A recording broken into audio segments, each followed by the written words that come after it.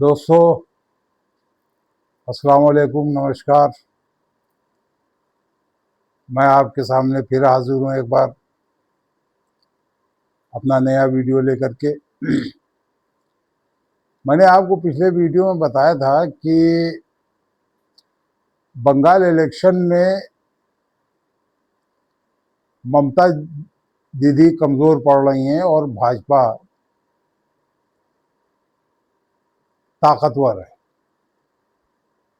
क्यों है इसकी वजह, अब आप समझिए। इसकी वजह यह है कि इलेक्शन कमिश्नर ज्ञानेश कुमार जी वो भरपूर साथ दे रहे हैं बीजेपी का, और उन्होंने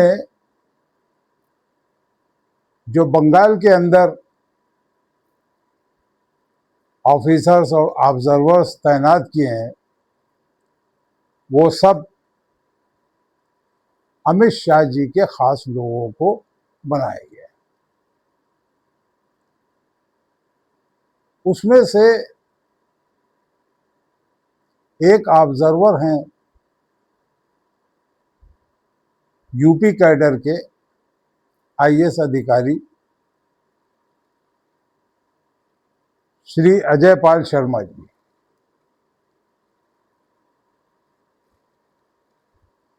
ये इनकाउंटर स्पेशलिस्ट हैं, प्रयागराज के हैं और योगी जी के बहुत खास हैं। और ये यहाँ पर सिंघम कहलाते हैं। आपने देखोगे सिंघम, हाँ वही, आप सही समझ रहे हैं, अजय देवगन वाली सिंघम। तो ये यूपी के सिंघम कहलाते हैं। ये वहां पर ऑब्जर्वर के तौर पर तैनात किए गए।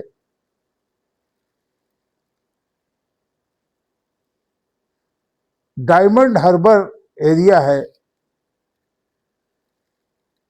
जो अभिषेक बनर्जी, जो ममता बनर्जी के भतीजे हैं, अभिषेक बनर्जी का वो एरिया है। और वहां से ममता दीदी ने जो टीएमसी का उम्मीदवार खड़ा किया है उनका नाम है जहांगीर खान। अब जहांगीर खान के कुछ लोग गए होंगे कहीं और कहा होगा कि भाई ये हमको वोट दो, ये करो वो करो, जैसा होता है प्रचार में। उसके ऊपर सिंघम साहब जो थे उनको कहां से रिपोर्ट मिली, क्या हुआ, वो ऑब्जर्वर थे। ऑब्जर्वर का काम निष्पक्ष रूप से चुनाव को कंडक्ट कराना होता है। लेकिन अजय पाल साहब जो थे, अजय पाल शर्मा साहब, वो सीधे पहुंच गए जहांगीर खान के घर के ऊपर और वहां जाकर के उन्होंने अपने स्टाइल में, सिंघम स्टाइल में धमकी दे दी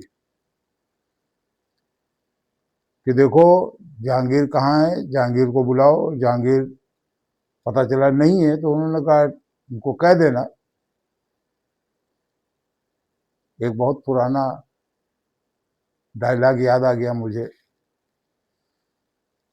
फिल्म थी मेरे अपने, हाँ उसी का है कि शाम से कहना छेनू आया था।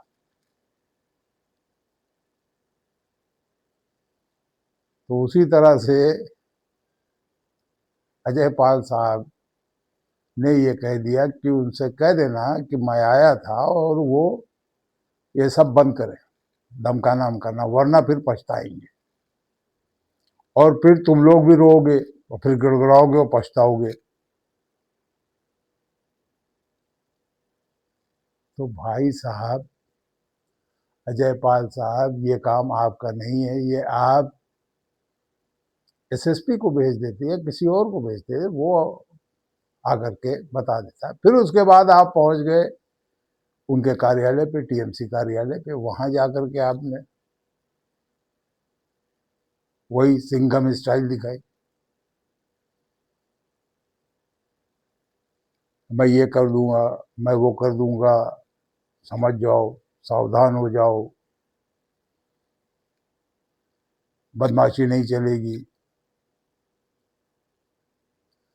अरे भाई, आप तो वही बात कर रहे हैं जो अमित शाह जी अभी थोड़े दिन पहले कर चुके हैं कि मैं उल्टा लटका करके सीधा कर दूंगा। अमित शाह जी भी अभी एक रैली में बंगाल में कह गए कि मैं टीएमसी के गुंडों को उल्टा लटका करके सीधा कर दूंगा। मोदी साहब और अमित शाह जी, आप लोग खामखा ये सब कर रहे हैं।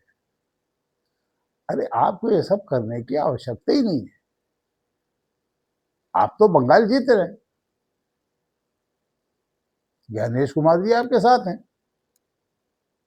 तो ये सब मत करिए कि इसका विपरीत असर पड़ जाएगा और चुनाव जो है वो ममता जी की तरफ लुढ़क जाएगा। अब आपके सिंघम साहब ने सब कर दिया तो वो हुमायूं साहब आ गए और हुमायूं साहब ने कहा अगर वो सिंघम है तो मैं पुष्पा हूं। अब बताइए, अब फिल्मी डायलॉग चल रहे हैं, बंगाल का चुनाव नहीं हो गया, वह जो है वो फिल्मी डायलॉग चलना शुरू हो गया।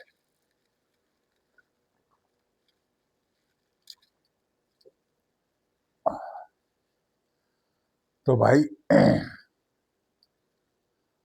अब ये देखा जा रहा है कि पहले जो चुनाव होते थे वो बहुत कायदे से, बहुत प्यार से, बहुत अच्छी तरह हो जाते थे, बहुत अच्छी तरह निपट जाते थे।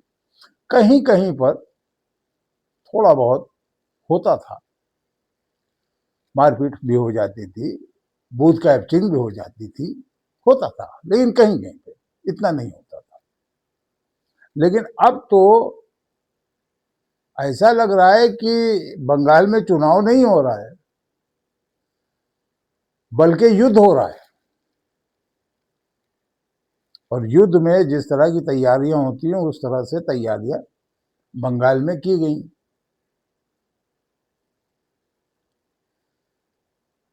अब कहीं ऐसा ना हो कि ममता दीदी के तरफ ये ढुलक जाए। वैसे भी अभी पता चला है कि भाजपा की एक सांसद जो है वो टीएमसी कार्यालय में मिलने गई थी और टीएमसी में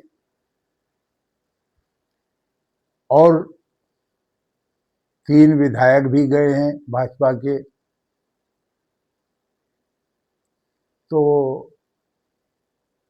अमित शाह साहब, पहले अपनी घर की दीवार गिरने से रोको, अपने घर में जो छेद हो रहे हैं उसको देखो कि आपके यहां से लोग टीएमसी में जा रहे हैं। इधर की खबर लीजिए, शुभेंदु अधिकारी जी कहाँ हैं, वो इसको देखें कि ये क्या खेला हो रहा है, दीदी ये खेला क्या कर रही है। आज आखिरी रात है, कल सुबह से वोट पड़ना दूसरे राउंड के शुरू हो जाएंगे। दूसरे राउंड की 142 सीटों पर कल वोट पड़ेंगे और कल शाम तक ये क्लियर हो जाएगा कि भैया क्या गणित बैठ रहा है, ऊंट किस करवट बैठेगा।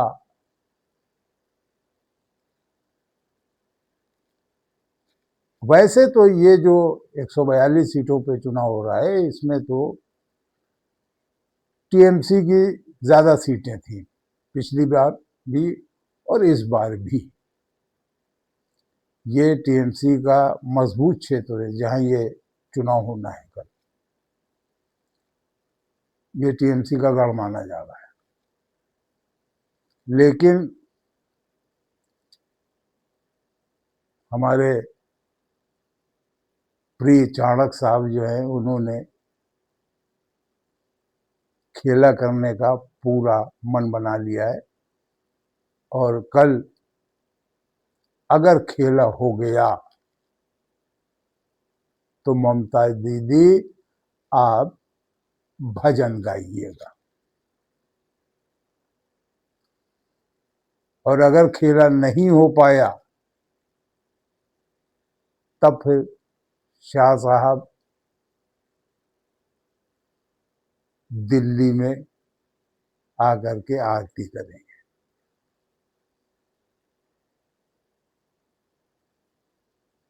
अब एक रात का समय है, अब एक रात का समय है।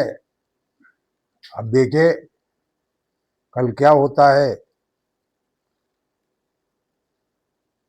कल आपके सामने मैं फिर अपना नया वीडियो लेकर के हाजिर हूँगा। कल जब वोट पड़ जाएंगे उसके बाद क्या स्थिति होती है और क्या तय होता है, ये बताने के लिए कल फिर हाजिर होऊंगा। तब तक के लिए इजाज़त दीजिए। नमस्कार, अल्लाह हाफिज़।